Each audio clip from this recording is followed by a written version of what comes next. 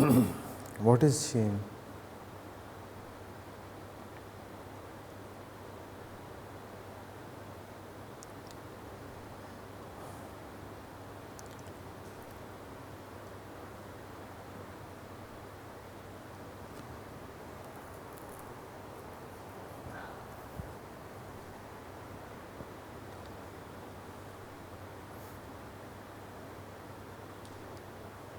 Can shame exist without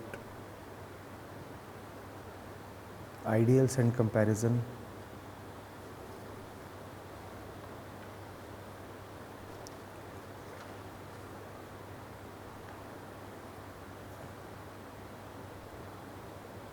Does shame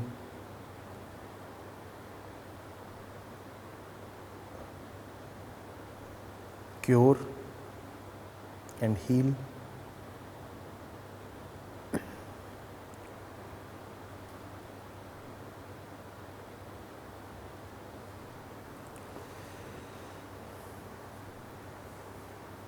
Is there shame in love?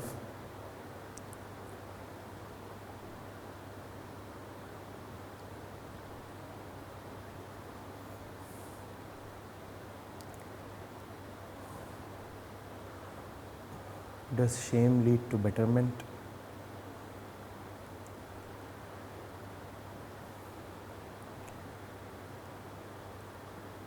These and more are the questions we want to talk over.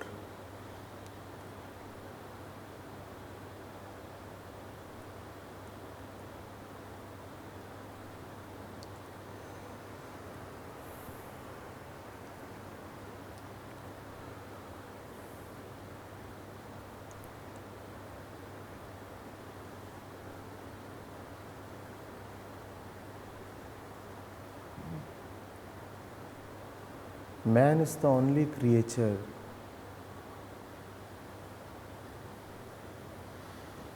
that experiences shame.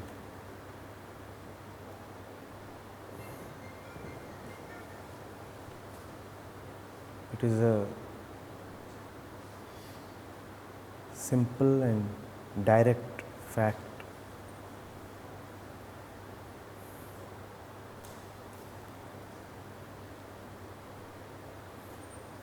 That reveals so much about the nature of shame.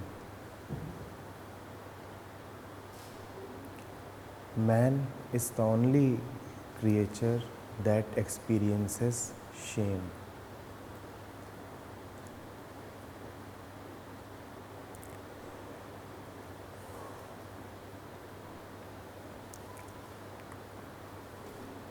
Which means that there can be no shame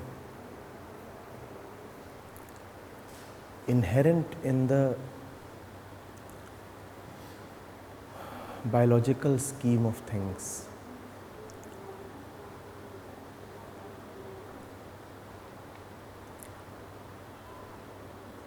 The child is not born with shame.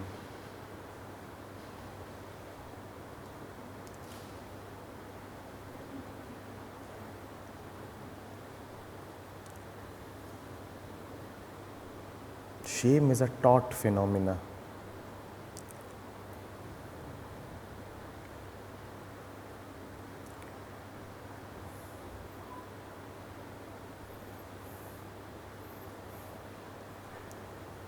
And like everything else that is taught, shame too is taught with a purpose.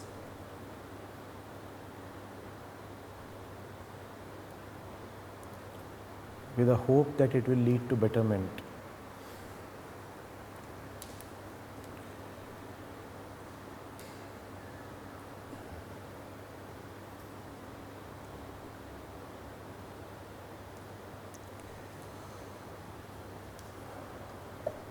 Man is the only creature that experiences shame, and man is also the only creature that has God.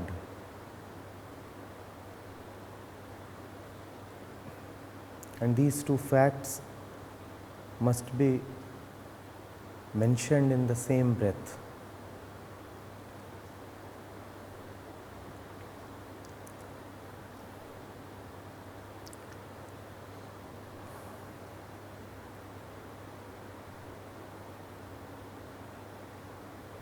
For the entire universe, the entire existence, there is God. For man, there is the consciousness of God.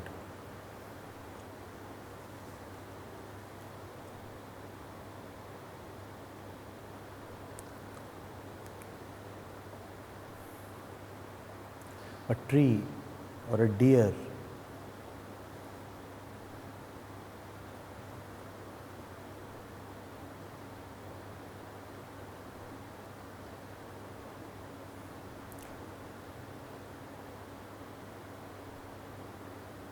has no God relative to its treeness or dearness.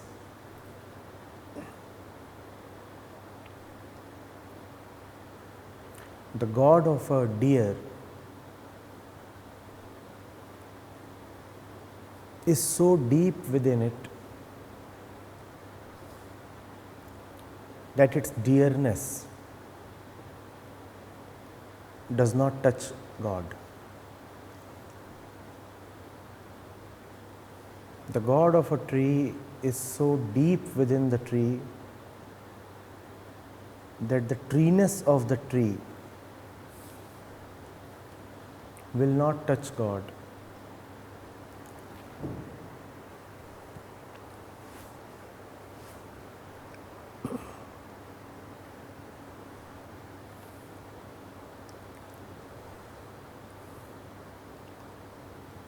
Hence, there is no God in the consciousness of a deer. Consciousness of any being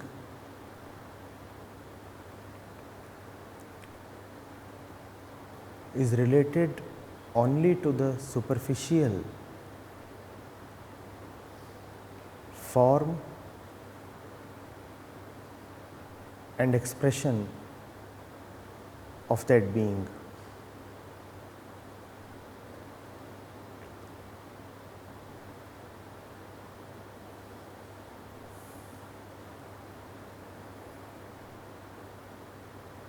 The deer is the periphery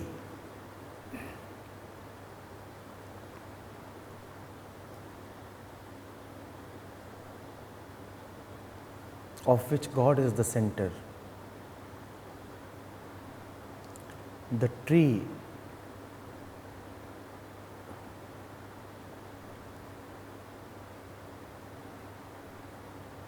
is the periphery of which God is the center.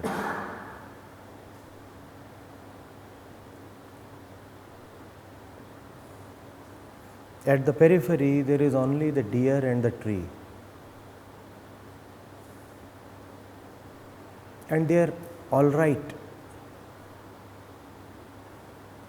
with the deer and the tree.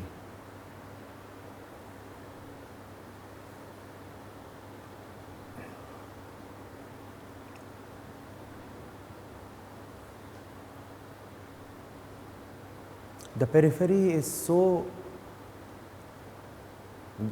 contented with itself by the virtue of having God at the center that it feels no need to proceed either outwards or inwards. There is no need for expansion, search, or completion.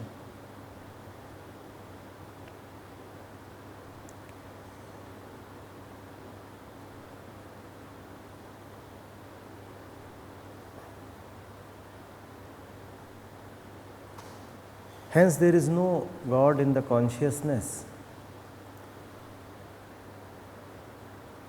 of any creature in the universe, obviously except man.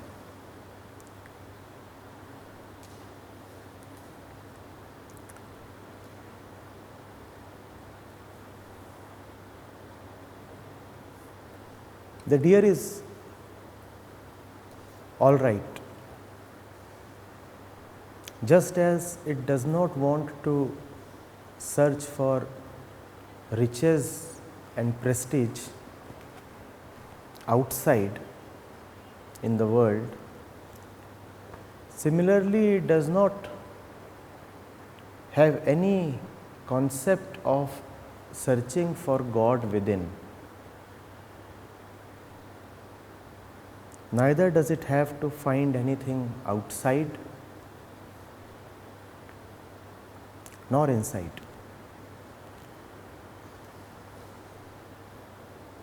As we said, the God of the deer is very, very deep.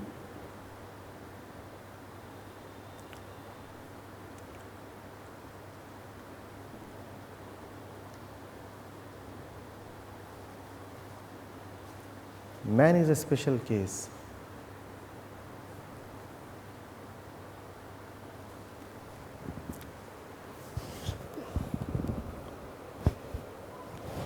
He is not contented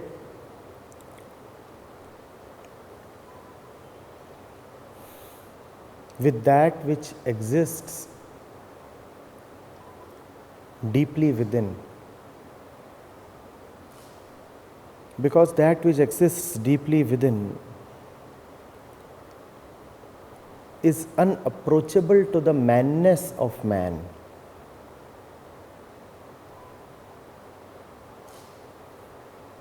That which exists deeply within is the essence of manness. But manness cannot lay its hands on it.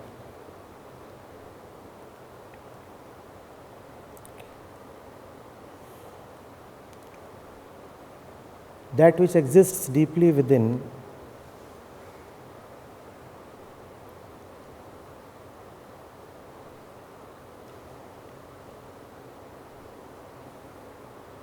is the root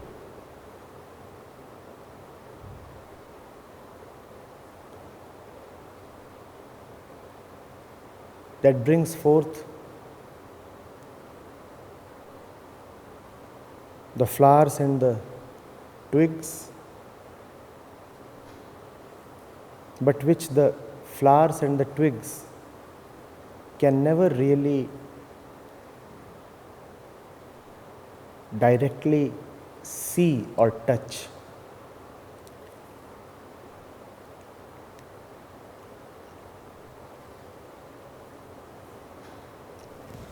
Man is not contented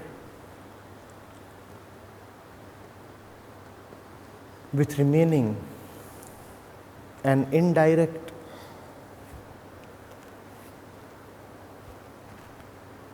recipient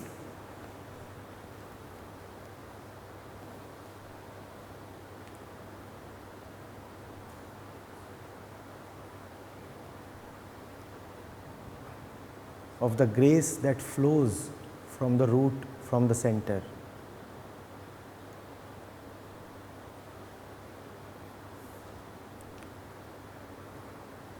He is not all right with a God seated deeply within.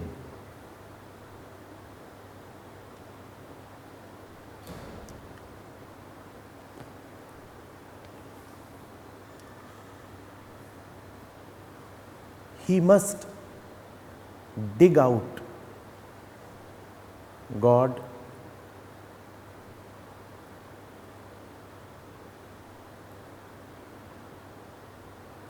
from his godly depths. He must unearth the roots.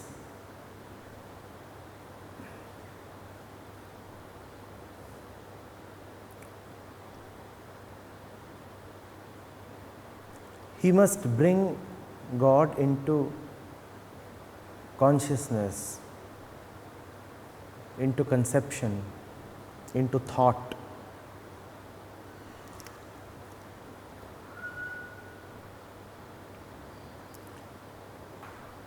So man thinks out a God. Man builds a God.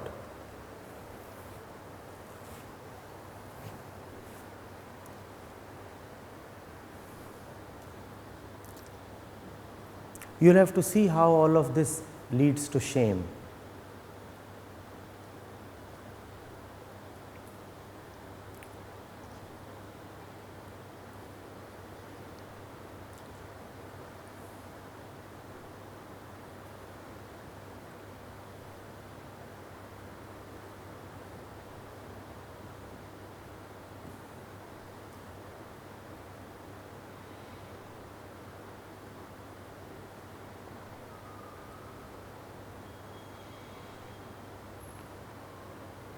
So now man has a God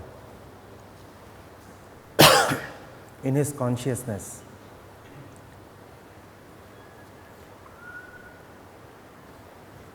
Surely this God must be special.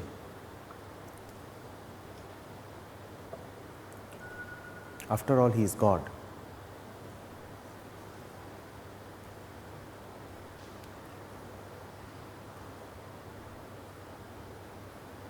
So what does man do in order to render this God special? He does the best he can.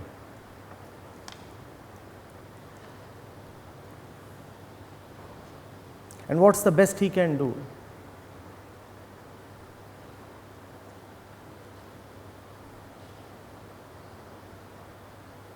He allows his God the maximum expanse that he can allow within his manly dimensions.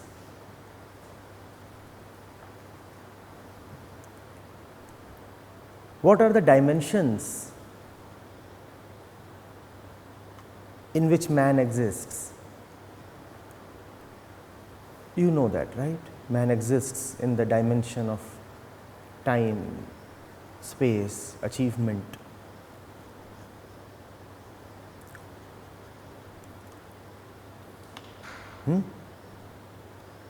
Man likes beauty, valor, vigor, success. Man is fond of winning, acquiring, being revered. Right?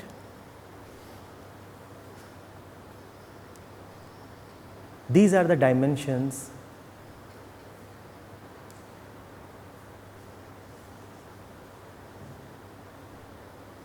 in which man's world exists.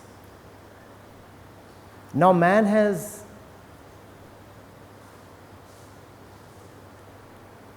dug up God and brought him up superficially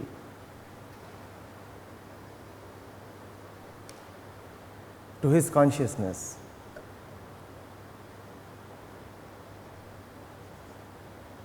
There, to maintain the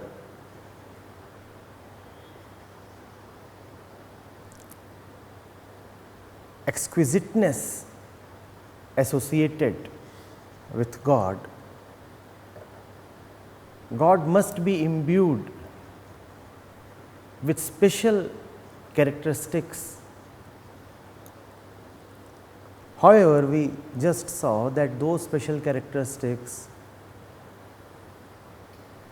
can be given by man only in the dimensions in which man anyway exists.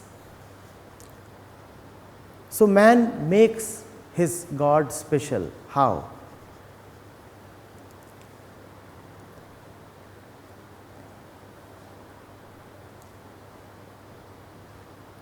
by conjuring up a figure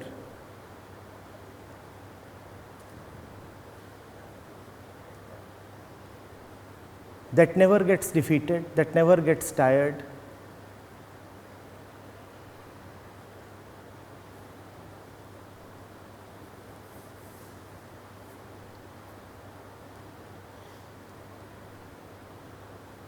that is wondrous, most beautiful, most powerful, magical, indefatigable,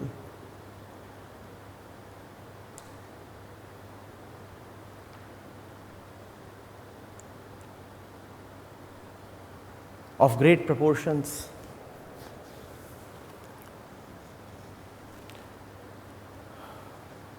Remember that these all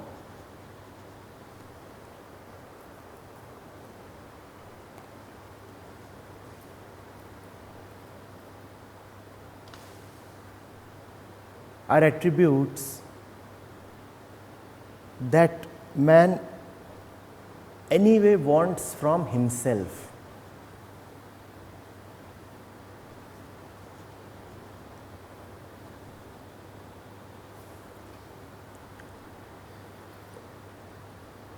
Realistically, by himself, he cannot achieve these things.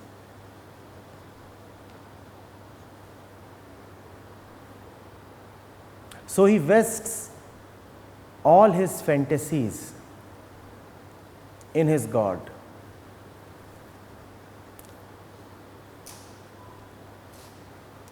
That's man's God.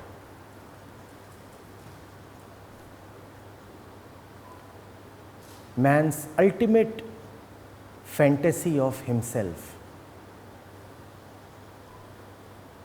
Both ultimate and ridiculously puny. Ultimate because this God is the maximum that man's imagination can go to. Hence ultimate. And petty because the dimensions in which man's imagination operates are petty dimensions.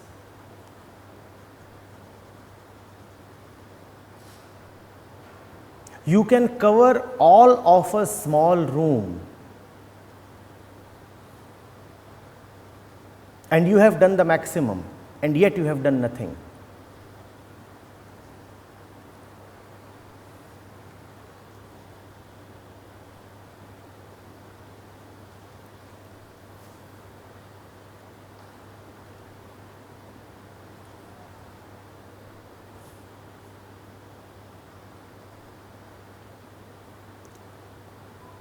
Compared to himself,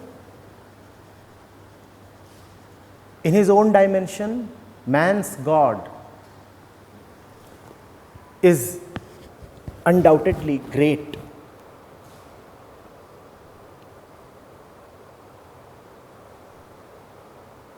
But really and absolutely, man's God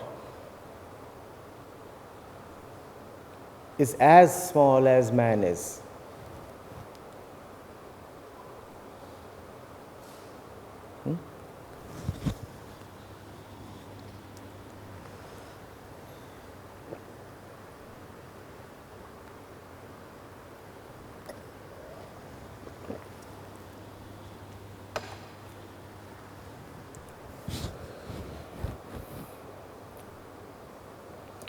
So now man's consciousness has something to play with, something to begin with and build upon.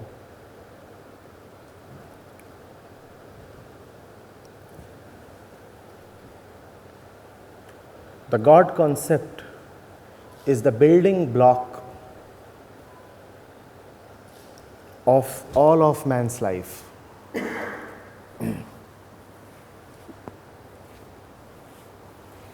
It is not without reason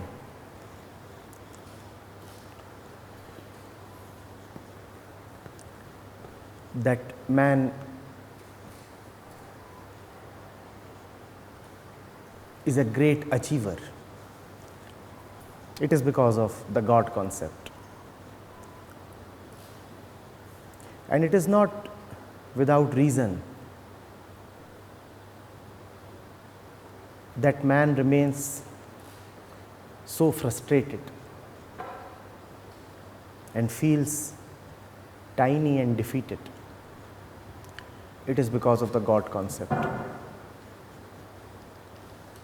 Because there exists the mighty ideal of God, hence man is motivated to go for big deeds, achieve a lot, prove himself, rise up to the skies. And because there exists the God concept, hence man can firstly never match that concept, secondly remains confined to the dimension of that concept.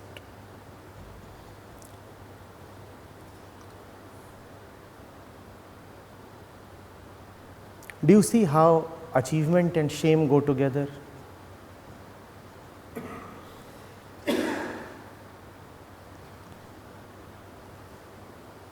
Do you see how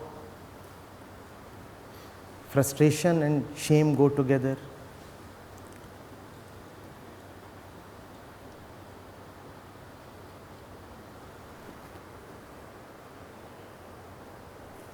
Do you see what each one of us is searching for?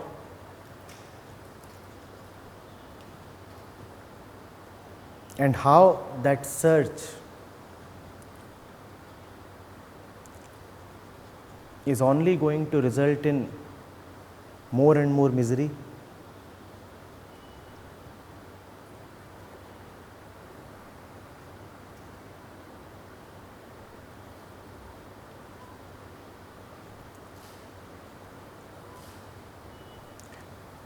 Some of us are active believers in God. Some of us claim that they have nothing to do with God.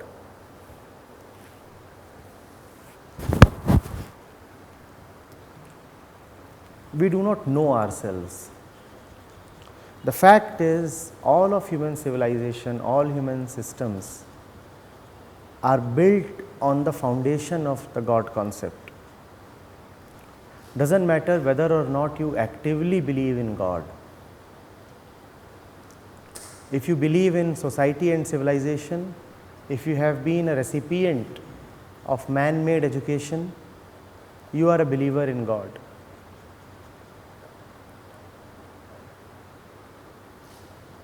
You will live all your life wanting the highest. That will make you do great deeds, and that will also make you feel trounced and defeated, because whatever you will do will never be enough. After all, you are the one who has defined God as unfathomable, limitless, infinite, unachievable, beyond bounds.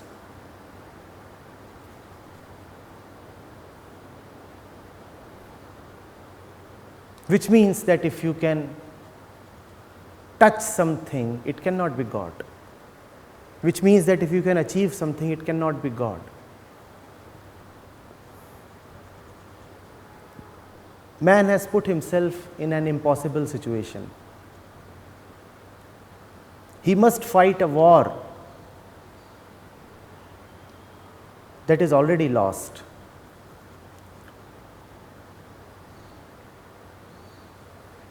He must try to find a God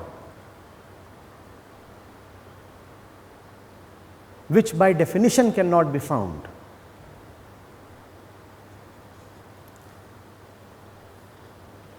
He must try to reach a place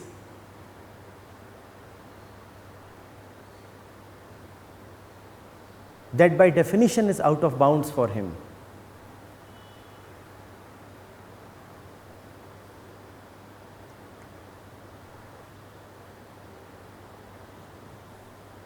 So man tries, and these attempts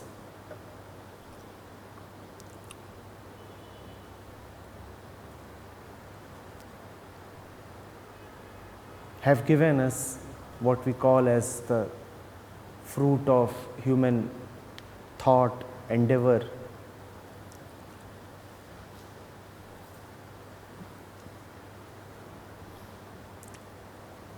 Science and philosophy.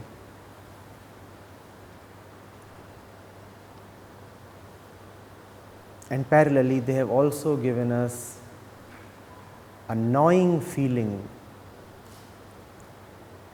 of shame and guilt.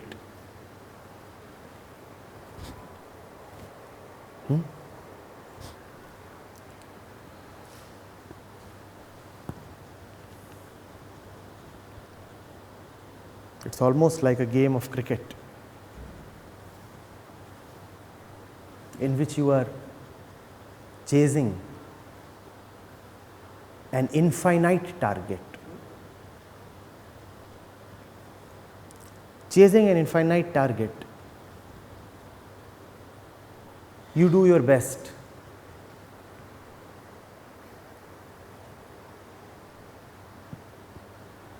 You score a lot of runs. You are compelled to score a lot because the target is infinite. You must score briskly. You must keep moving. You must never be satisfied. You must make best use of every opportunity. The target is so mammoth.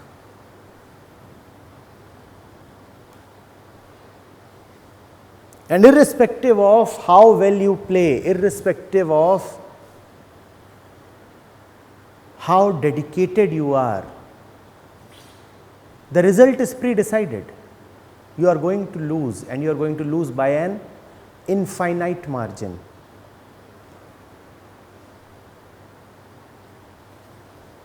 Doesn't matter how hard you have tried, the result is always the same, and the margin of defeat is always the same. Infinite. Two things happen. One, you play really hard, and man has been playing really hard.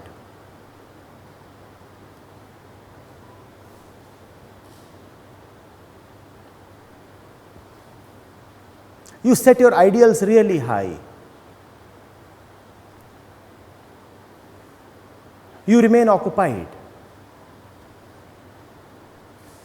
You constantly feel challenged. You have no reprieve. You are always at war.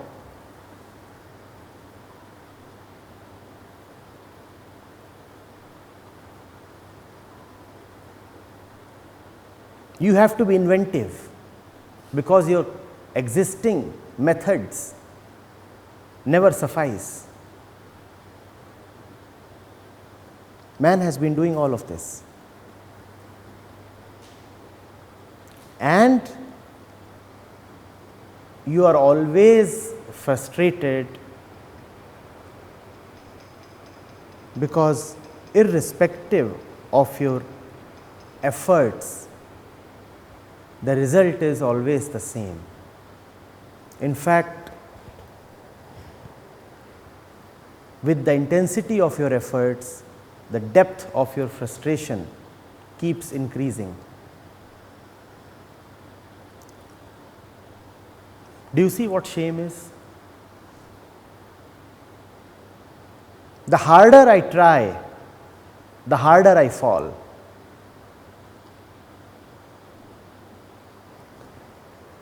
Do you see where it arises from?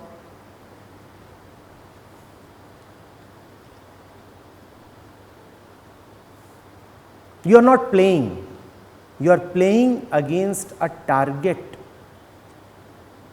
and you have dreamt up that target. Existence has not given that target to you. That target is a figment of your own consciousness. That target is nothing but the God concept. Man worships God and man rivals God. In fact, you cannot worship anything, given what you are, without competing with it.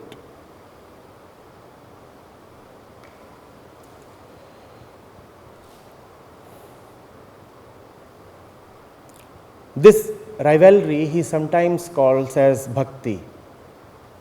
What else do you think are most of the devotees doing when they say that we want to reach God? They are saying, why must that high abode be reserved for you? We too want to reach there. If you can be there, we too can come there. And that would always happen whenever you will have something located within the expanse of your own dimensions. If something is within your own dimensions, even if infinitely far away, you will be tempted to reach that thing.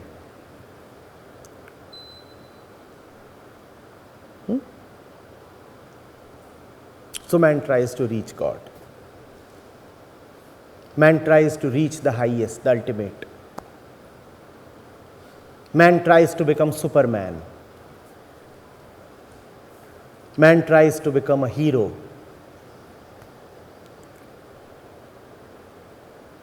Stay with this. You will see where all of this is coming from.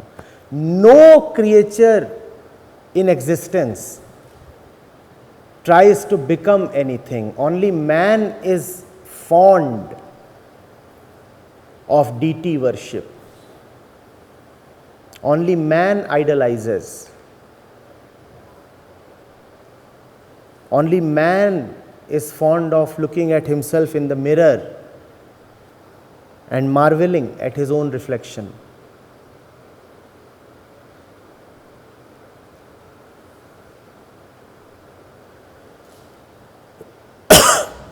Are you getting it? As you are born, you set up a competitor for yourself, and all your life you spend in trying to live up to that competitor. Who is that competitor? God.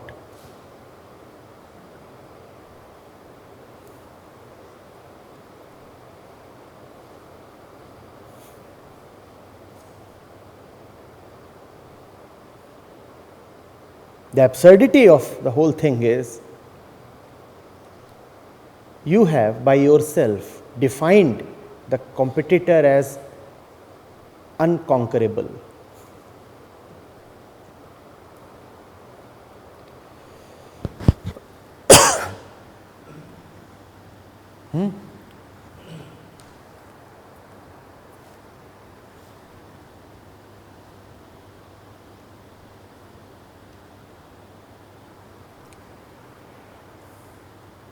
You are trying to reach a place that you have defined as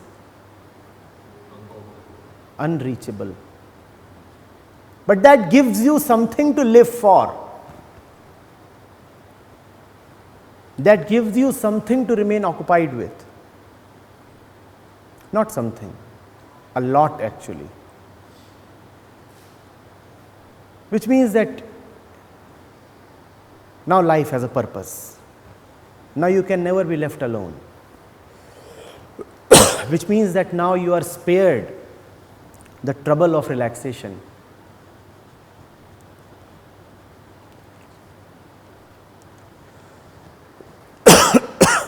Which means now you are prepared. Now you are spared the trouble of meditation. Now you do not need to dive within to go to God. Now your God is with you, a shallow God. When God is already on the surface, when God is already in the consciousness, why does one need to dive deep? Why does one need to go within? Why do I need to find God? I already have the God concept.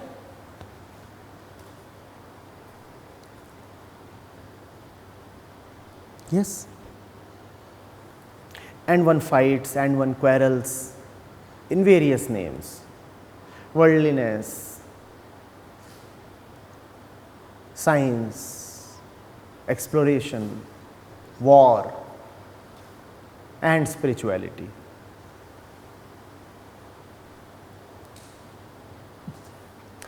One fails and one succeeds and fails.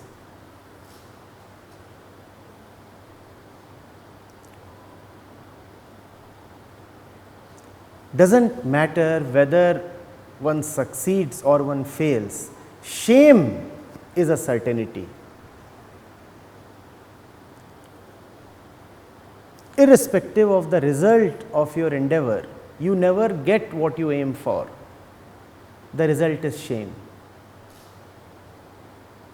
Man is not small, but is definitely belittled upon comparison.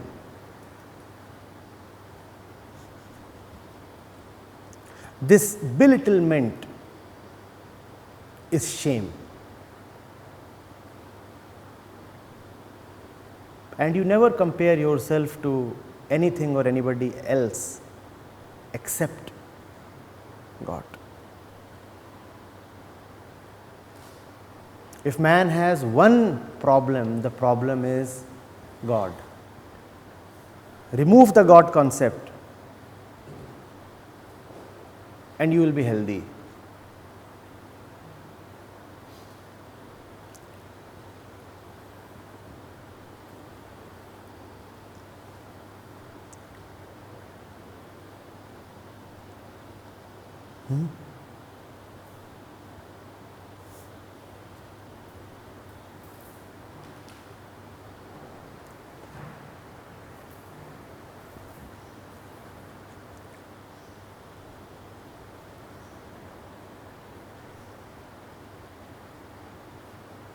We do not know what beauty means. Still we are hell bent upon declaring ourselves ugly.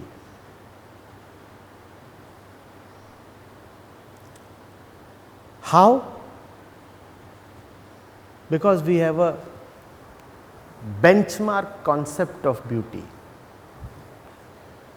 Against that benchmark, we appear less beautiful and hence ugly.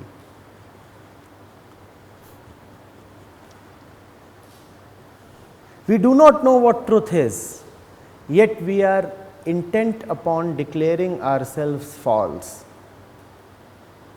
How?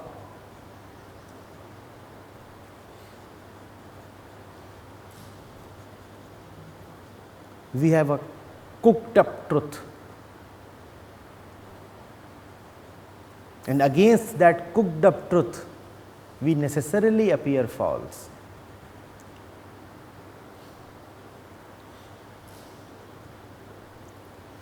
We do not know what taste is, but we have condemned ourselves as tasteless. How? We have a concept of taste that no possible delicacy can live up to, and hence everything is unsavory, tasteless, as tasteless as our life.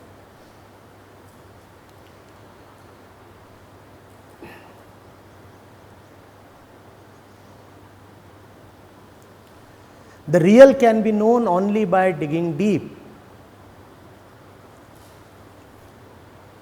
what beauty is, what truth is, what taste is.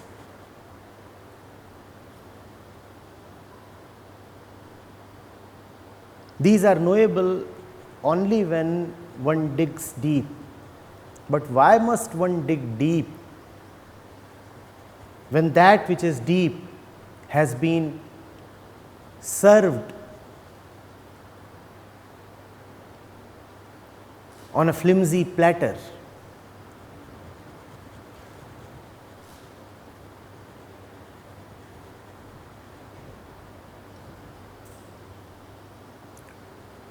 The guy is 3 years old and he is already being told stories of Godhood.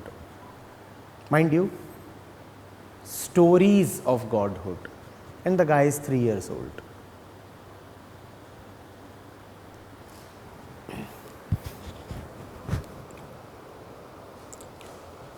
This is a crime. He is not being introduced to life. He is not being taken to markets and trees and hills and rivers and men and women.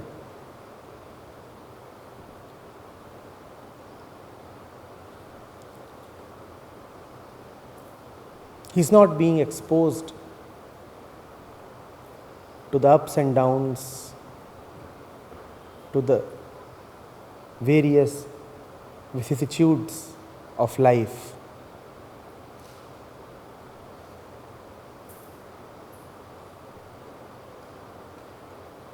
He is being just served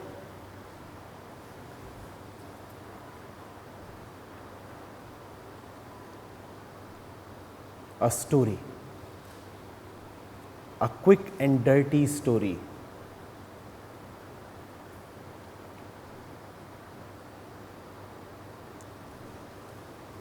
Where there is imagination, there would be competition. Go into this. If you can imagine something, it is impossible that the thing would not seep into your attempts.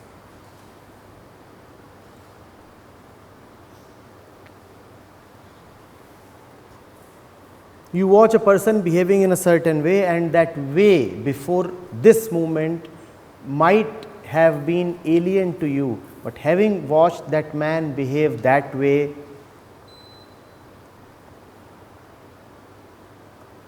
the gates have now been opened for you to try.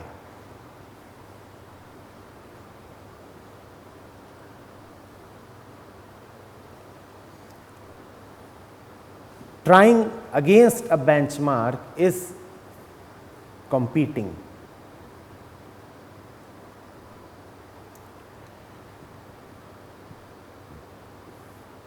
Man has set God as the benchmark. God that way is man's biggest competitor and rival and threat and tormentor.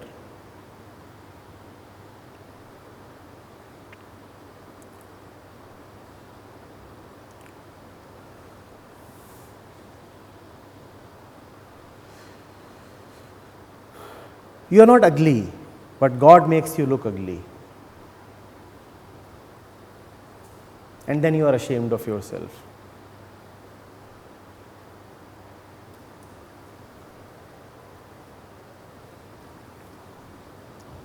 Ever seen a little insect?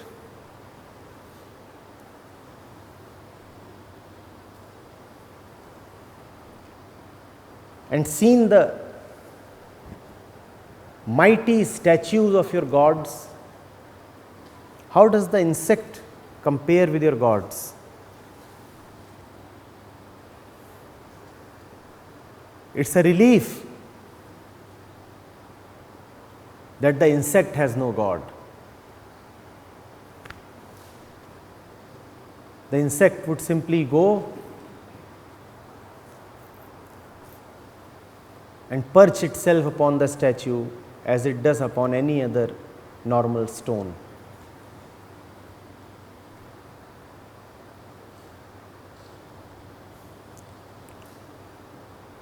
How do you know that there is something wrong with you? How? Obviously, no decision of ours is an absolute decision. Surely it is coming from some center. If you say that there is something wrong with you, it is surely in relation to something.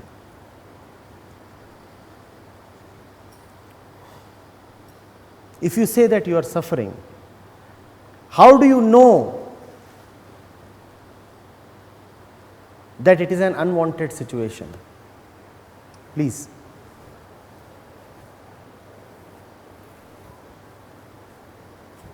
You dislike pain and turn it into suffering because you have defined God as absolutely joyful.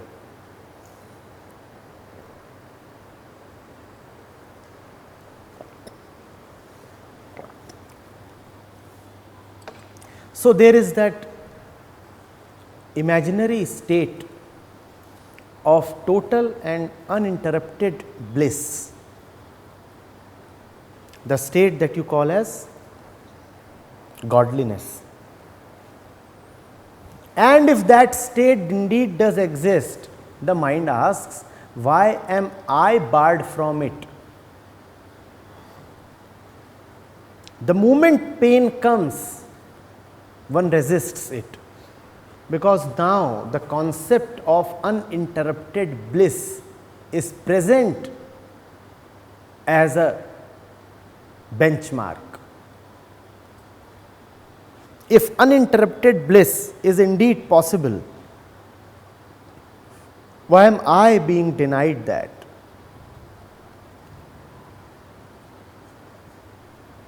Pain turns into suffering.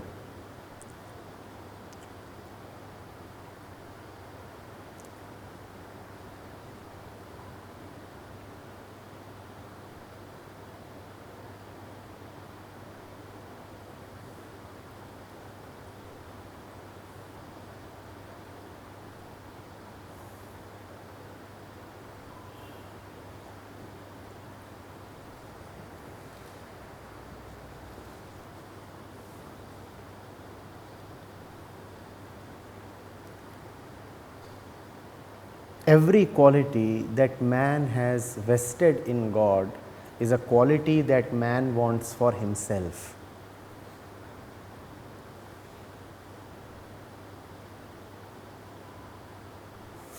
Which were all right had there really been paucity of something in man's life. If one is really living in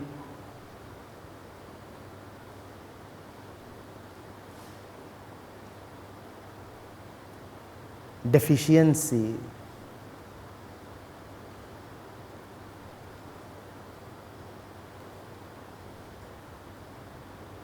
then it makes sense probably to ask for more. But what if one has never had the occasion to really figure out what deficiency and immensity really are?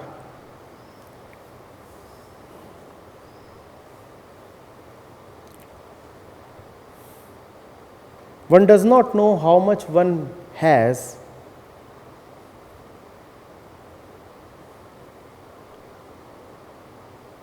and is asking for more and more.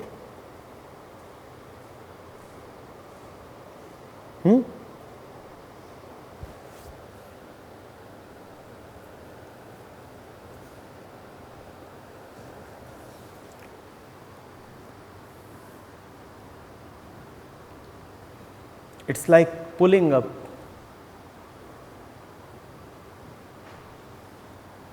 into a petrol pump,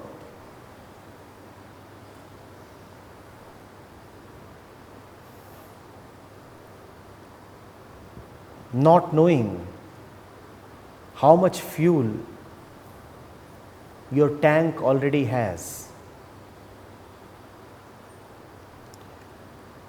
not even knowing what is the maximum capacity of your tank, but because you have the great God ideal in front of you, the ideal of fullness and largeness and greatness and immensity,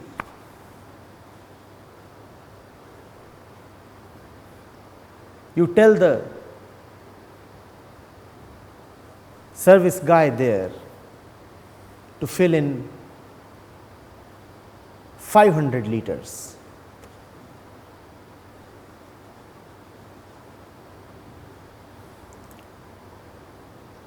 How much do you have?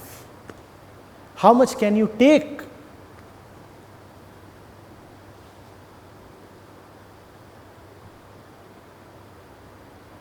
But you will be paying for 500 liters without being able to take in even a fraction of it.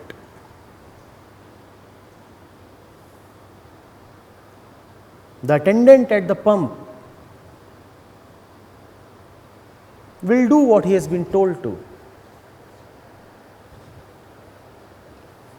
He will sell you 500 liters. All his life, man keeps paying for stuff that he does not need, that he cannot even hold.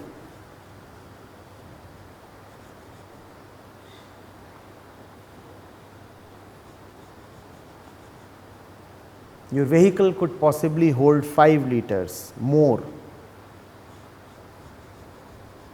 compared to what it already had, and you ended up paying for 500. That's the story of man's life.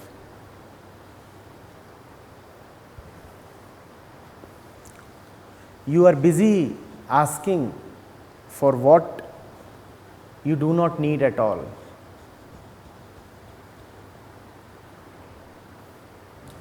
You are killing yourself trying to get that which you cannot use even if you get it, and which will be a big headache if you get it.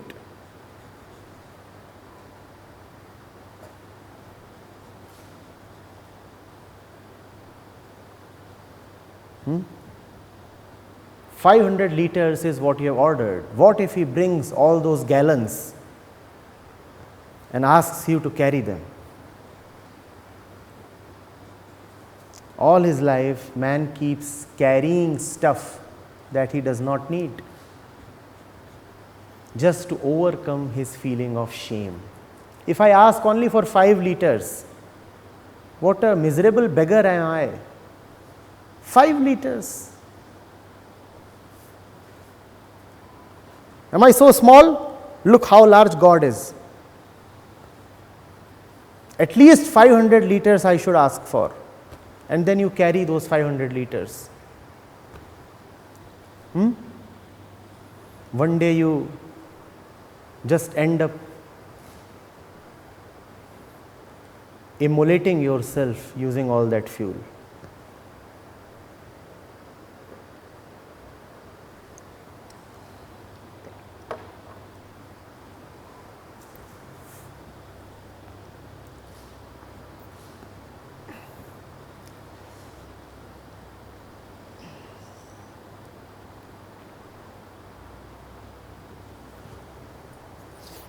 So how many liters are we carrying?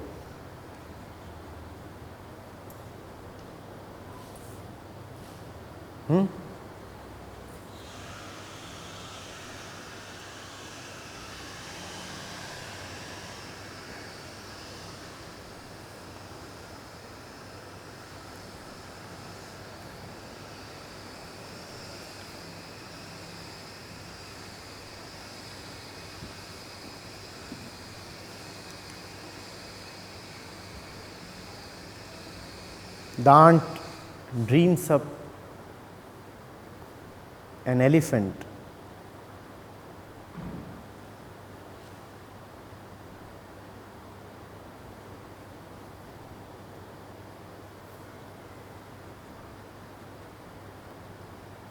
throws away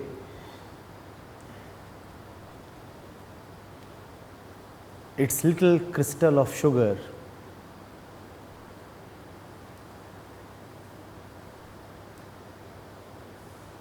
and guns for a 10 feet high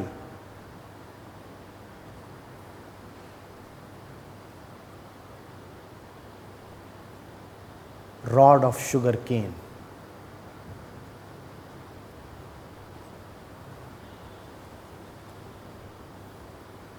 What will the ant get?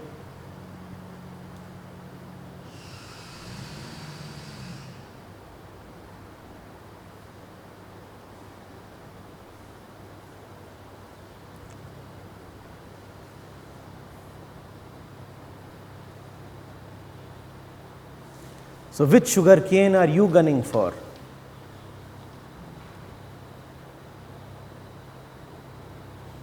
My mighty rod has to be at least 10 feet.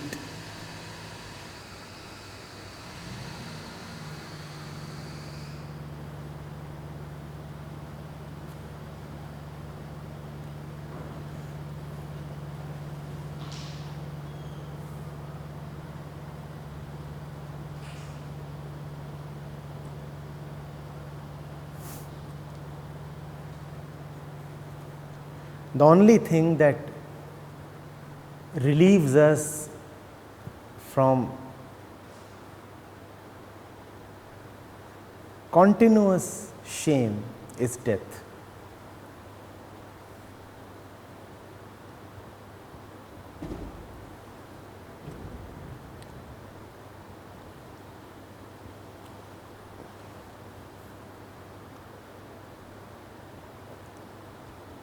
There are people who have high self-esteem, there are people who have low self-esteem, but wherever there is self-esteem, invariably there is shame.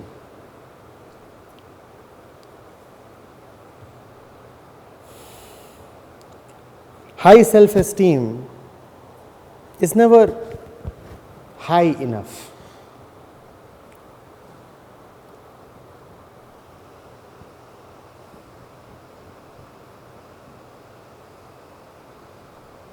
If you are not actively experiencing shame, then shame is just lurking around the corner. If you are not experiencing shame in one dimension, then there is some other dimension that is just waiting to pounce upon you and terrify you and shame you.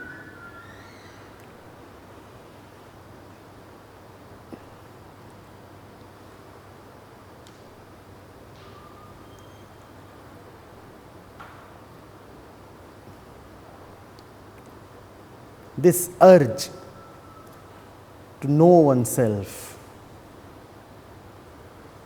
this quest for self-knowledge is man's bane.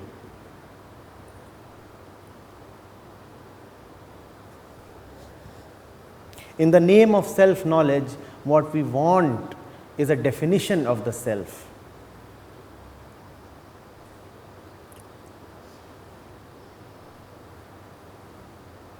The moment you get a definition for yourself, there is all the tendency and the incentive to compare yourself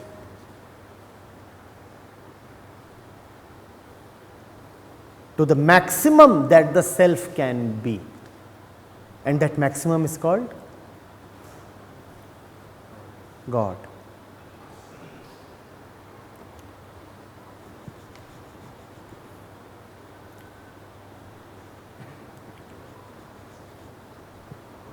The only possibility, the only solution then is to quit God.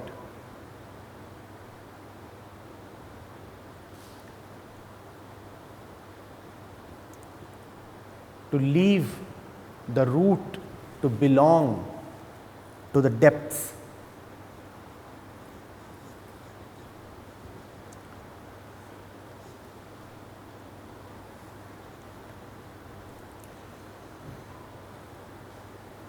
The leaves must sing of sunshine, dance in the wind, talk of colors.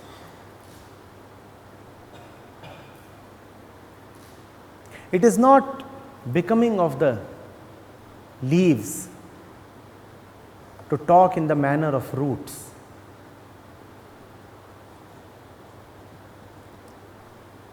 To behave with the firmness of roots. The leaves must have flexibility. The leaves must have tenderness.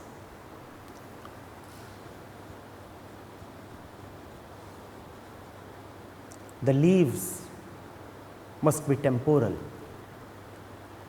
It does not befit the leaves to seek the immortality of roots.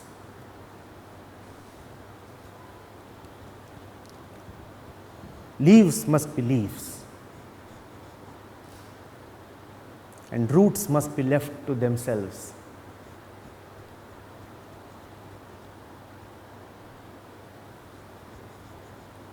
Man must be man, and God must be left to that core of man where manness does not exist.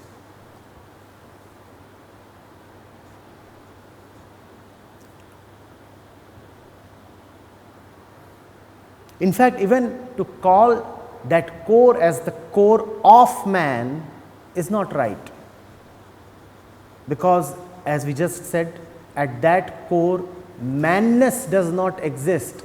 So how can that core be the core of man?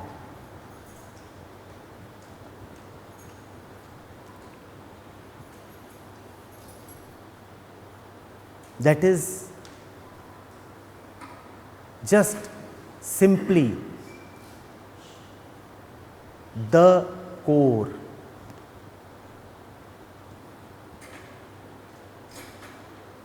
That core is God. God is that core.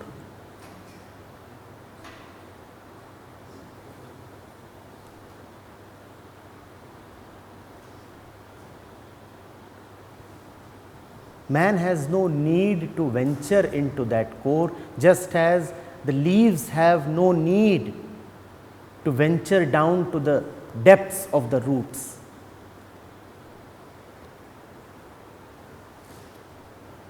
Why act so impatient? Why act so petulant? The roots are anyway making themselves felt. Where else is the leaf getting its sap from? The sap is the proof of the root.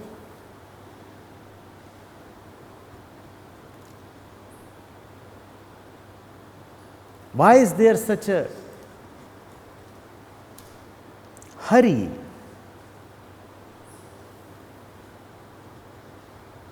and a pressing need to get a sensory and a mental proof of the root? You know what this impatience indicates? This impatience indicates that one is not interested in God. One's chief devotion is not towards God, one's chief devotion is towards the senses. Because what one is longing for is a sensory proof of God. One does not want God. One does not want God. One wants to see God. One wants to experience God. One wants to touch and feel God.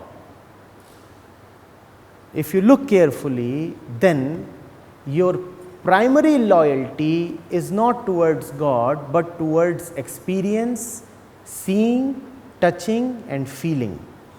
Your primary loyalty then is towards your senses, not God. You are not saying that you want God. You are saying that you want to see God.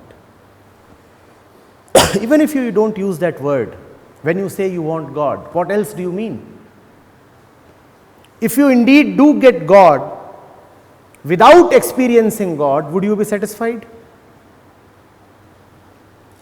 You don't want God, you want the experience of God, which means that your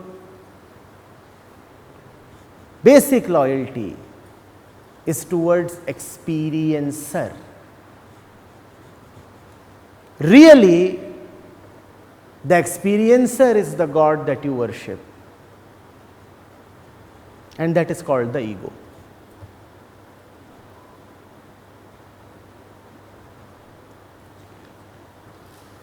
When I am saying man must quit God, I am saying that man must quit this urge to experience God.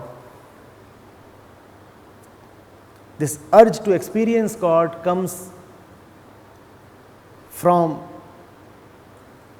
having a definition of God, and it is from that definition of God that shame arises. Do you see that search and shame are two sides of the same coin? They arise from the same source.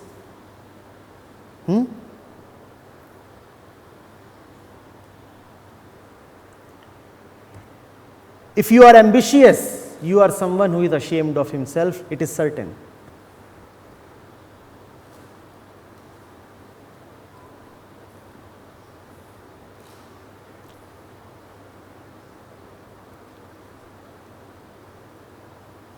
If the world is a battleground for you rather than a playground, you live in shame, it is certain.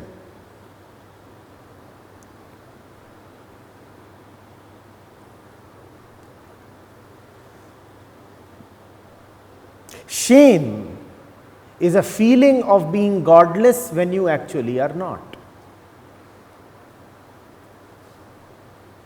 Hence, one does not know whether to laugh at it or cry about it.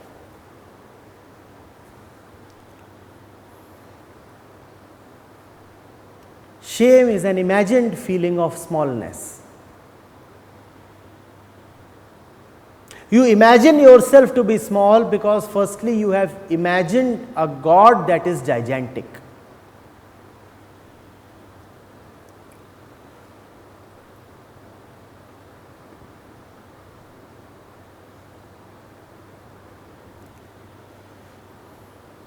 Do you see this? By having a God concept, man loses out doubly. Man loses out on God and man loses out on himself. Man fails to know what the root is, and man also fails to know what the flower is, what the leaf is. Both remain unknown.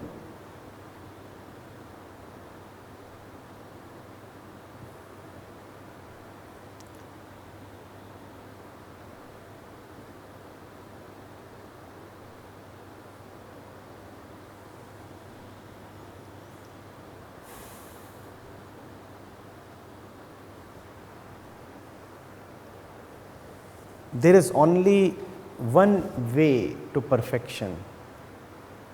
Get rid of your concept of perfection and the quest for perfection.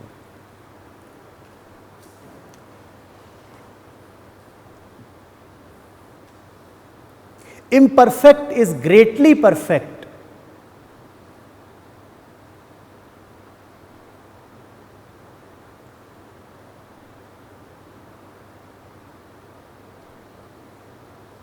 But that perfection is lost when you start comparing the imperfect to the perfect.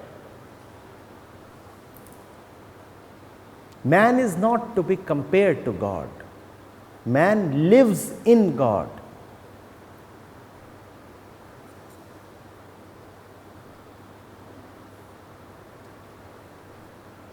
God is not to be seen as a superlative extension of man.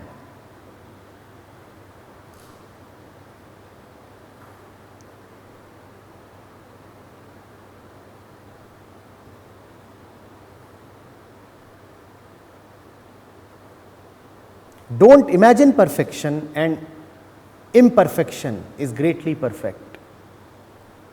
Imagine perfection, and then even the utmost perfection is so very imperfect.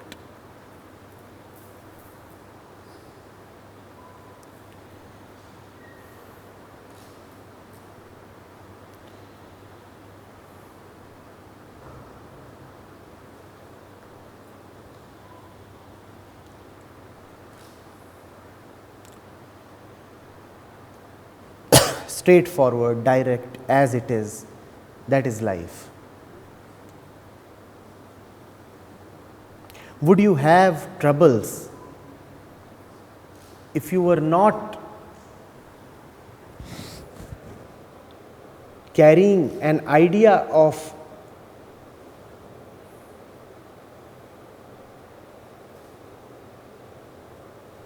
what it means to be troubleless?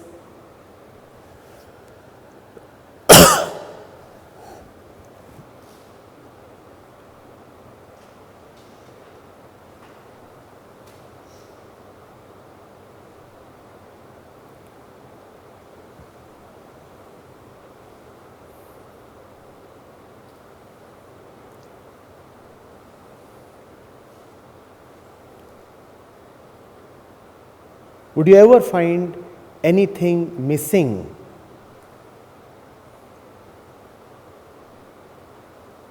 Had it not been for the idea of how things should be?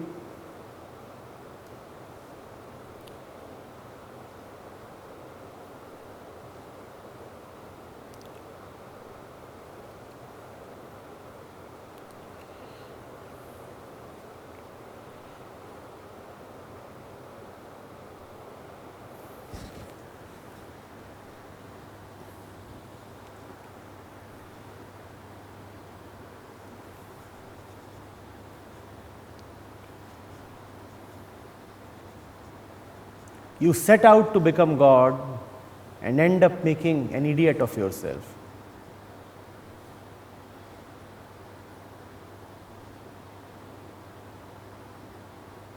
The biggest idiots, if you ever come across them, are surely the ones who are great fans of God. They'll do a lot of things that make them look extraordinary, because God is the epitome of all extraordinariness. Isn't God extraordinary? A fellow with 8 hands, a fellow that is omnipresent, omniscient, immortal.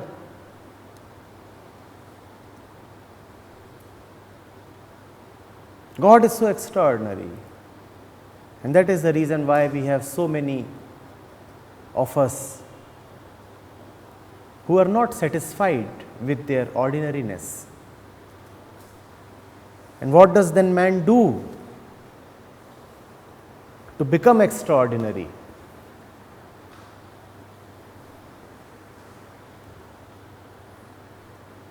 Man becomes an extraordinary idiot. Someone keeps an extraordinary beard. Someone gets into extraordinary habits. These people might not consciously know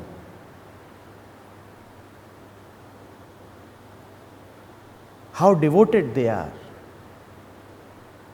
But these are the real bhakts. Their bhakti knows no limits. All the time they are chasing the ideal of God. God does things that are impossible to a normal human being.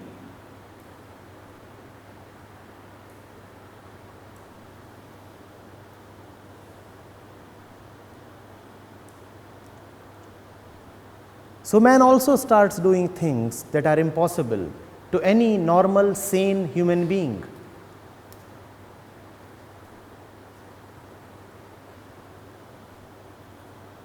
Like piercing one's tongue, for example.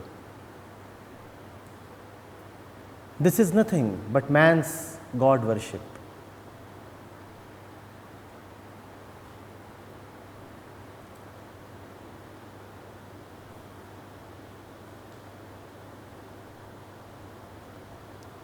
Visualize an elephant piercing his tongue or lips or other body parts.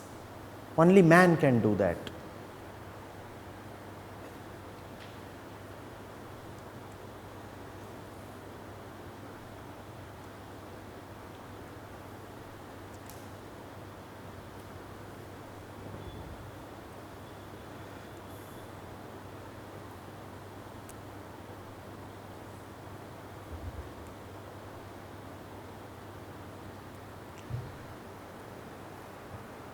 It's a very difficult question to answer.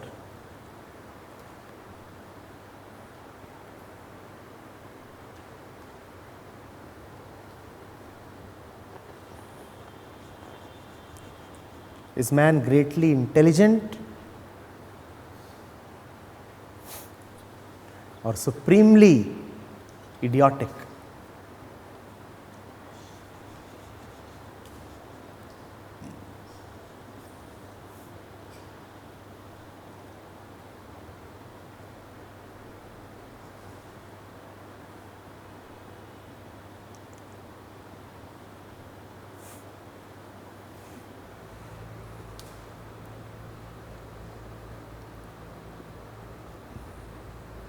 Spiritual, any spiritual guru, whatever I have read, be it Osho, be it Adi Shankaracharya, or even Nisargadatta, they talk about supreme bliss, which what you were saying about the pain and suffering and comparison with the bliss state, where the mind says that I am not in that bliss. So is there something which is not there as bliss, complete bliss, or will there be always a duality which will remain? And then who is saying this? Because mind may not like certain things, but then who is there, who is kind of... There is only the mind. There is only the mind that says, that hears, that interprets.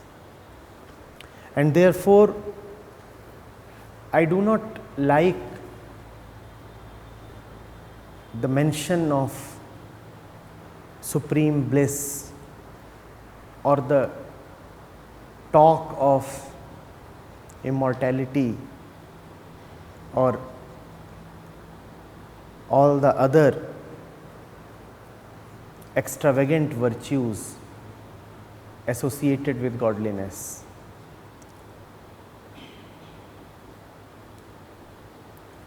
Talking of anything associated with godliness is an absurdity. Words by themselves are small little containers, and yet some speaker is trying to use these small little containers to talk of the infinite.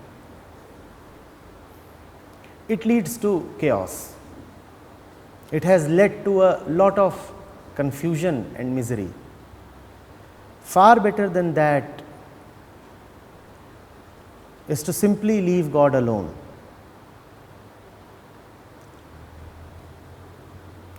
Let the leaf be leaf, let the root be root. They are anyway connected. Words will not connect them any more, any deeper.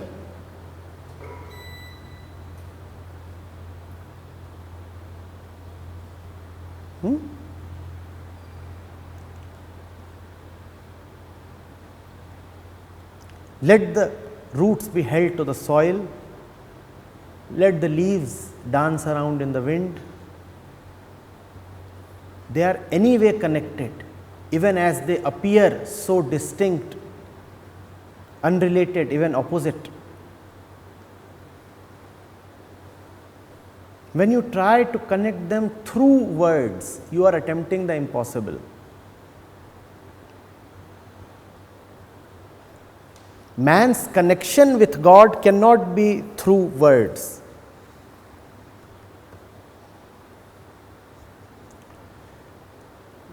Words are not a bridge, they are a barrier.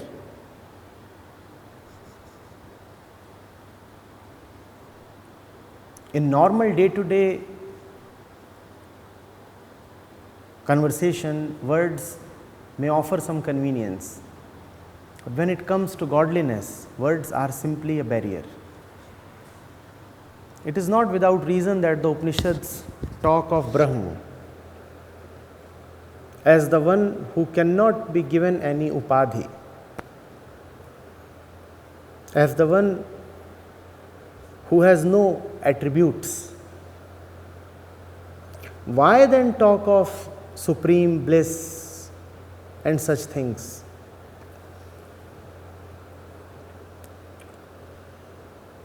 One is just raising a spectre. One is just entertaining himself with a pleasurable dream.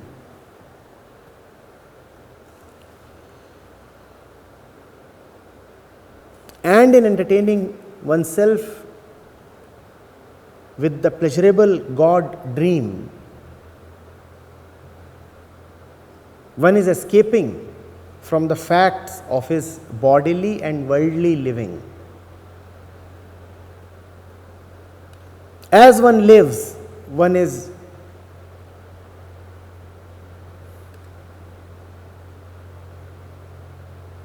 pestered, annoyed, irritated, jealous, and yet one has words. Supreme bliss.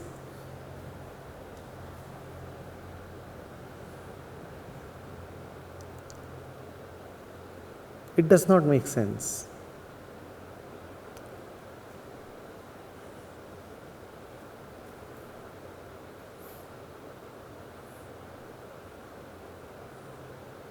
A few things must not be seen. It is a bad day for the tree when its roots become visible. If the roots can be seen, it means that the tree is close to death. It has been unearthed. Don't try to have sensory experience of the roots.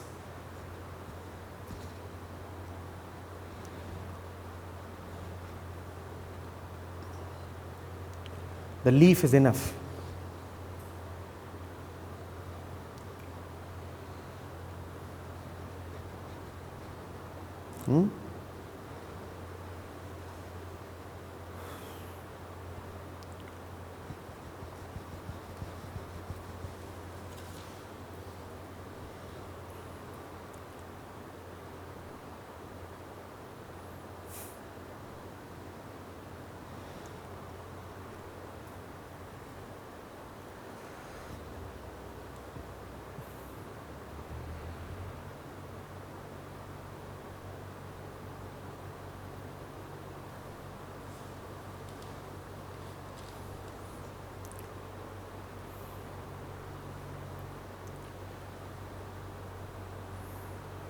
If you are told that a particular dish tastes very good,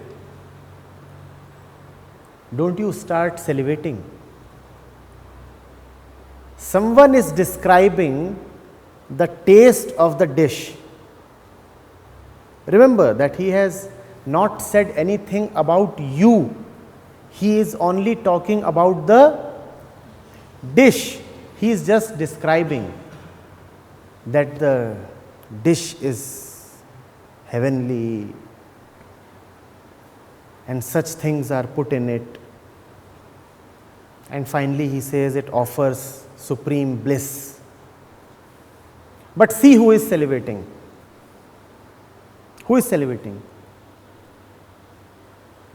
The one who is hearing all this is not merely hearing about the dish, he is hearing about the dish in his own personal context. Therefore the salivation, therefore the desire. So you might be talking of the supreme bliss, of godliness, of enlightenment, or whatever. But what is the effect it will have upon the one hearing your words? He takes the dish as available to himself and starts salivating. Do you see what is happening? Now that is an impossibility.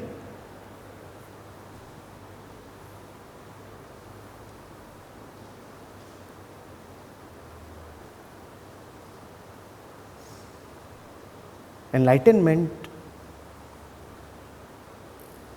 or realization is a disappearance, not gratification. But when you hear words like supreme bliss, they gratify, they make you feel good, they make you salivate.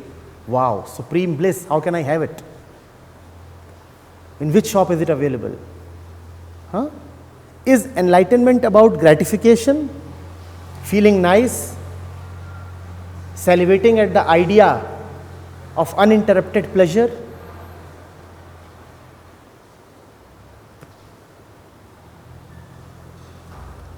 That's what happens.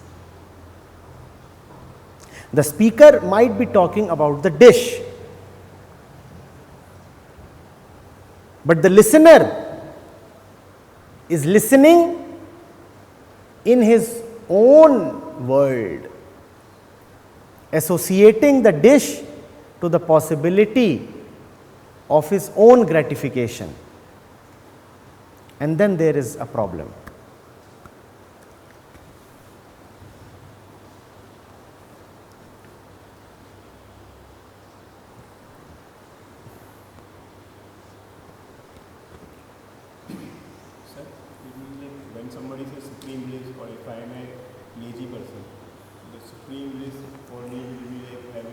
Yes, yes, yes. Well said, well said, well said. The moment you utter the word supreme bliss to a lazy person, he immediately raises a dream. Heaven is a place where one gets to sleep for as long as he wants to. Now you have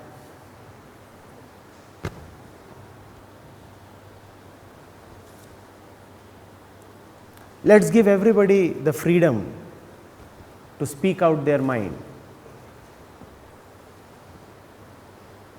and write down their concepts of heaven.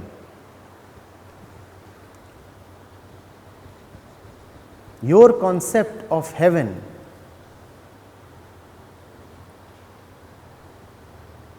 will be you.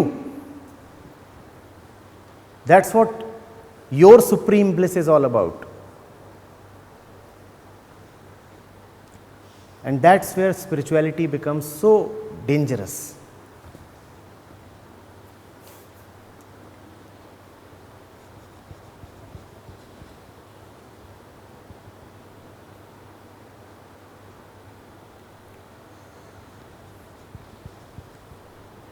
Have you seen men utter the words God or heaven?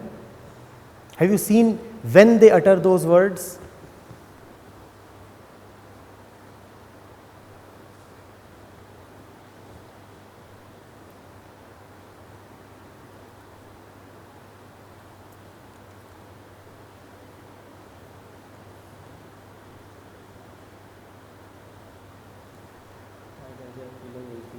A beautiful model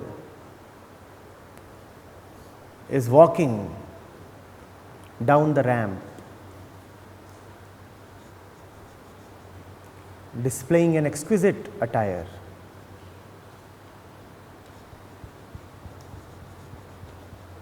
And the audience is ecstatic.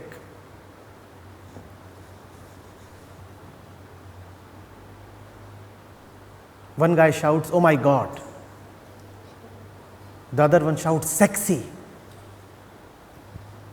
Do you see what God refers to? The fulfillment of your desire.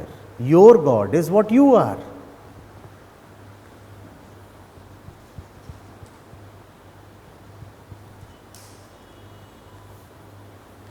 There are so many people sexually aroused. They start parroting, God, God, God. That's what their concept of heaven is.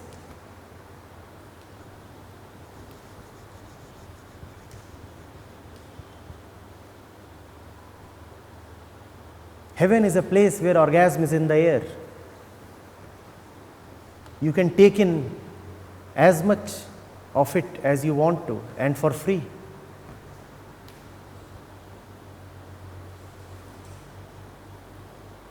All you need is a long nose.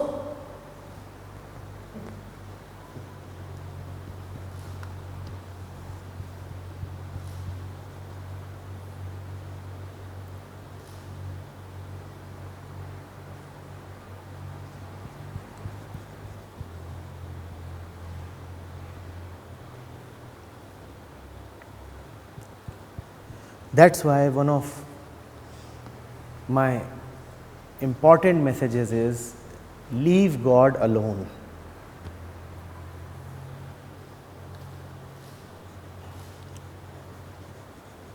Someone plays a fine square drive and you say, "Oh my God."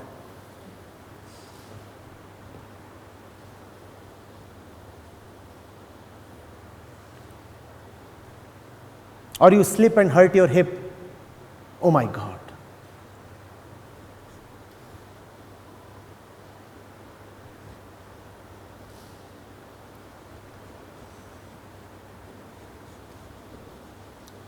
Spare God.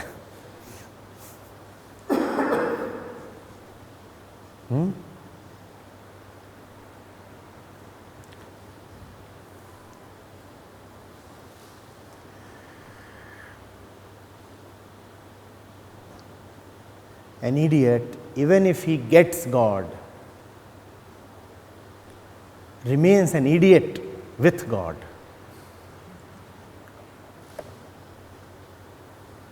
Because the idiot was anyway never prepared to change himself. Remaining himself, he wanted God. He got what he wanted. He remained an idiot and he got God. So now he is an idiot with God.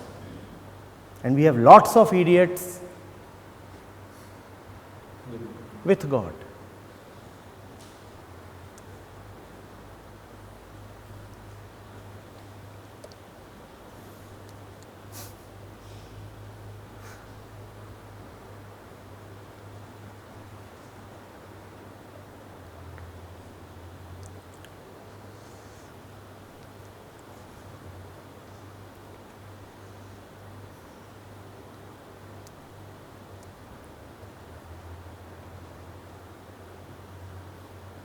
You will find it mesmerizing how you can obtain almost everything that is obtainable and yet remain yourself. You can even obtain a lot of peace. and yet remain an idiot. You will then be a peaceful idiot. All the qualities and virtues that are associated with God can possibly be obtained without affecting your artificial core.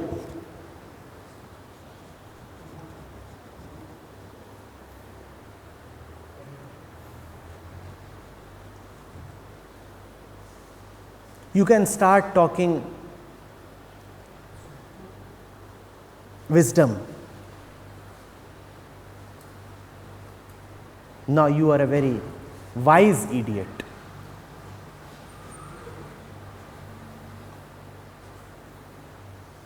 By practicing a lot of yoga, you can have a glow on your face. Now you are a glowing idiot. Or you can have a well sculpted body. Now you are a well sculpted idiot.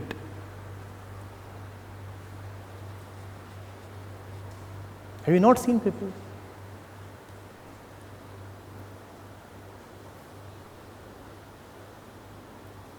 Who are doing all these godly things since years?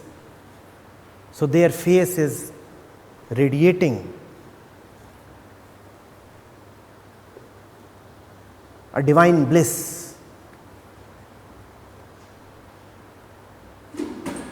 Locks and hair are bouncing. There is spring in the feet.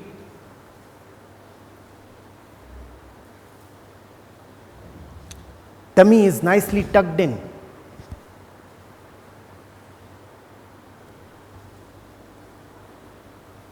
Not even a trace of fat in the body.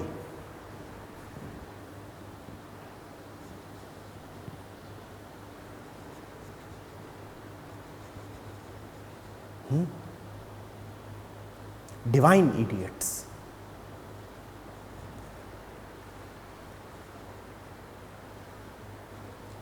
You can remain an idiot irrespective of what all you have obtained, and you can really obtain a lot.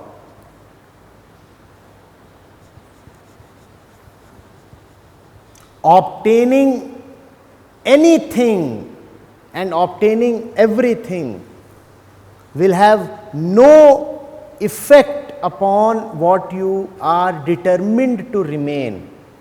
Determined to remain an idiot, you can still obtain everything.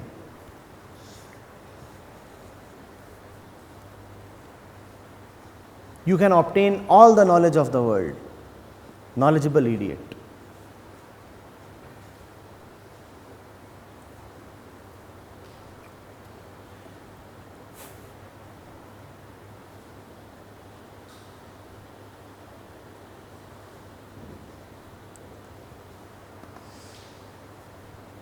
You can even start acting in the most loving of ways. A very loving idiot.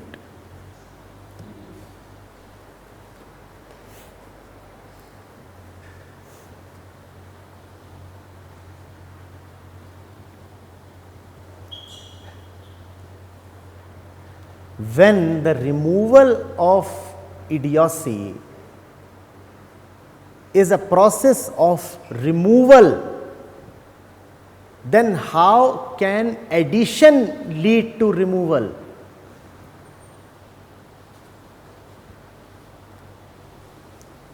There is this tumbler kept on this table. I may add 5 more things to this table. Will that lead to the removal of this tumbler? Removal is simply removal. Addition of 1,000 things will not lead to the removal of this one thing. So you can keep adding things to the mind that will not lead to the removal of idiocy. The idiot remains an idiot irrespective of what all he has gathered, be it supreme bliss, be it all the divine knowledge, or anything else.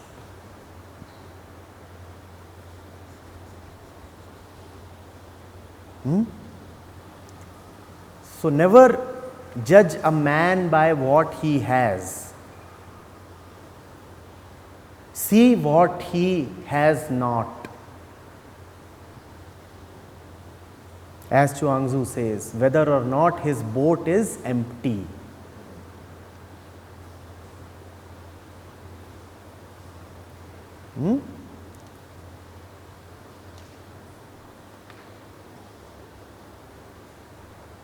Yes? So, what do you have? Just say it does not matter. Okay. So, what do you not have? Just say, how do I know? If I don't have it, how do I know about it? And that's the only right answer to the question, who am I or what is God? What is the right answer? How do I know? Who am I to know?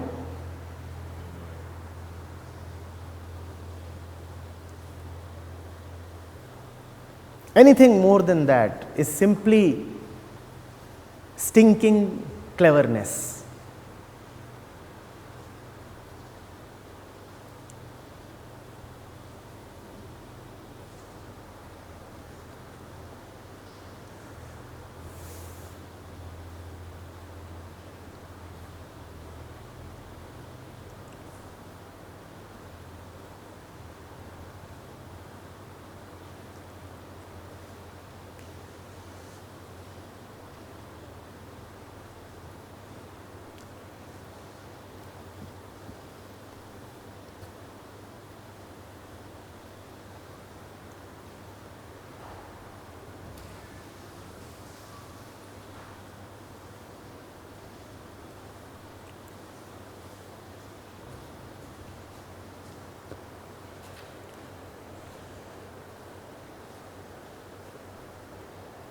One must just start and remain with the leaves.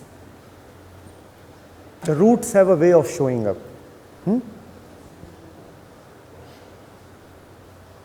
When we started, we were perspiring. When we started, it was hot. I would have used my handkerchief many a times. At least 3 times I emptied the water here. But we continued. We continued and we said, we don't want to talk about God. Leave God alone. And now it's raining. When you leave God alone, God has a way of showing up. When you talk too much about God, God says you already know so much.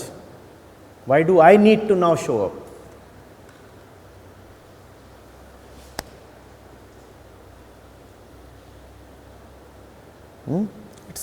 It's suddenly pleasant. We didn't ask for it. We just did what we could. In our own small, limited, leaf-like way. We went where the winds took us. And the roots did what they had to. And they did that without our prayers, without our demands. It's raining. It's nice. No one seems to be sweating now.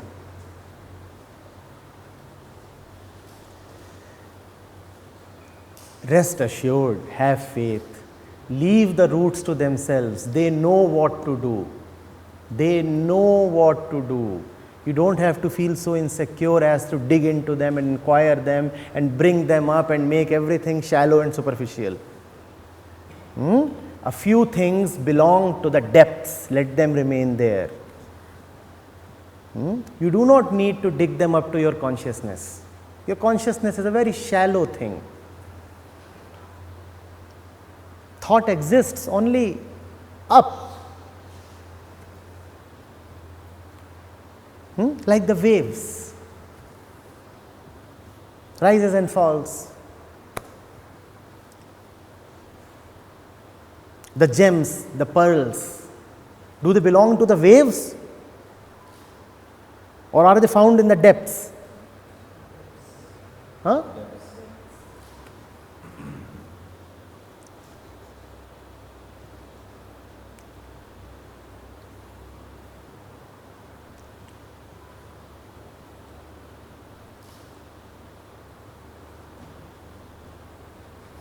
So there was a story in our school, like somebody give the responsibility of watering the garden to monkeys.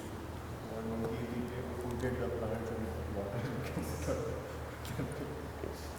These are the kind of stories that we need. We don't need God stories. This story is a godly story precisely because it does not contain God. Trying to contain God is a mistake, big mistake. Which container will you bring large enough to contain God? However, godliness can be there. Godliness is like perfume. The story can have the aroma of God. It cannot contain God, but it can smell of God.